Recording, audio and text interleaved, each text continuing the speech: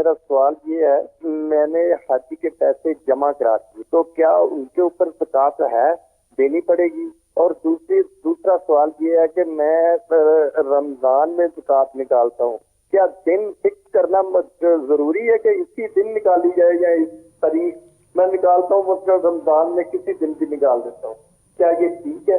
Musab, हज के पैसे अगर जमा करवा दिए तो क्या उन पर ज़कात होगी? ज़कात की कैलकुलेशन में उनको भी अकाउंट फॉर करेंगे, शामिल करेंगे कैलकुलेशन में? हज के पैसे जमा करवाने में 2 मराहिल होते हैं। ठीक है। एक मरहला तो ये होता है कि वैसे तो 2 तरीके हैं, सरकारी स्कीम और प्राइवेट स्कीम। जी जी।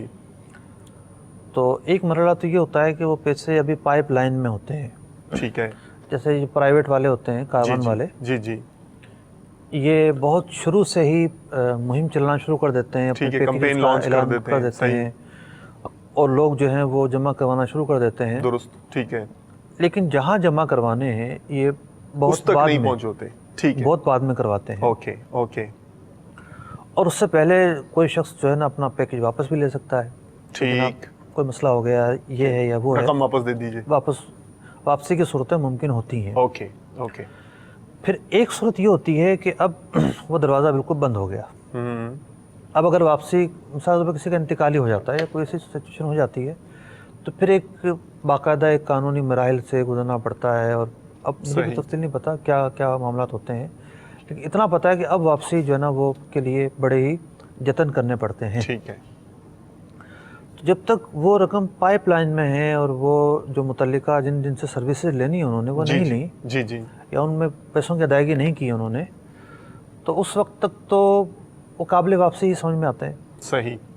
लेकिन जब वो मरहला आ गया कि अब वो काबिल वापसी इतनी जल्दी नहीं होते, वो आगे दे चुके होते हैं, तो फिर ये समझिए कि आपने मुख्तलिफ सर्विसेज हासिल की हैं। मिसाल के तौर पर कंपनी ने जो है वो एयरलाइन टिकट बुक करवा ली है, सही, जो हाउसेज हैं या होटल्स हैं वो बुक करवा लिए हैं, और जो हुकूमत की फ़ीस है वो अदा कर दी है, तो वो पैसे जो है वो लग गए अब। सही है। तो अब जो इसकी मिल्कियत है वो आर्जी तौर पर ख़त्म हो गई है। ठीक है, ठीक। जैसे कोई शख्स जो है वो एडवांस किराए के मद में मकान का किराया दे देता है, जी जी, तो जी ये एडवांस रख लीजिए 5 महीने का। ठीक है। तो देखा जाए तो इसकी वो मुद्दत, इसकी मिल्कियत से वो रकम चली गई है। ठीक। अब 2 महीने बाद इनका एग्रीमेंट ख़त्म हो जाता है, तो जो बकिया 3 महीने के पैसे थे वो वापस मिल जाएंगे। सही। तो यही सूरत हाल यहाँ पर है। तो अब ये फैसला करेंगे कि किस मौके पर इनके पैसों की क्या पोजीशन है। सही। पहली वाली पोजीशन है तो रकम इनकी ही कहलाएगी, दूसरी पोजीशन है तो इनकी नहीं कहलाएगी। सही।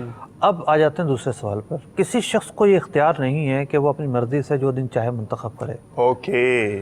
दारोमदार इस बात पर है कि कौन सा शख्स किस दिन साहिब निसाब हुआ और अगले साल तक वो निसाब बाकी रहा। सही। तो ज़कात की फ़र्जियत की शराइत पाई गई, भले वो यकम मुहर्रम में आ जाए, कोई भी तारीख हो सकती है। ओके, ठीक है। जिस तरह इंसान के बालिग होने की कोई तारीख मुकर्रर नहीं है, नहीं है, सही है, कोई किसी भी वक्त बालिग हो सकता है। तो ज़कात फ़र्ज होने का ताल्लुक माली मामला से है। तो अब आमदनी और जो ज़राए आमदनी है वो किसके क्या होंगे, हर एक की डिफरेंट सूरत हाल है। सही सही। तो मसला ये है कि उस दिन को फॉलो करना होगा।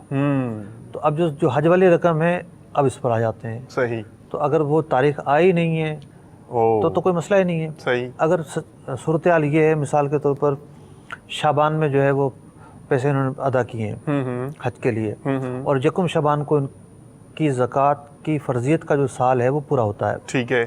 तो अब ये 605 में आएंगे कि मुझे क्या करना चाहिए उन पैसों के बारे में और क्या नहीं करना चाहिए। ठीक है। तो जो तफसील हमने बयान की है उसको सामने रखकर फैसला करें।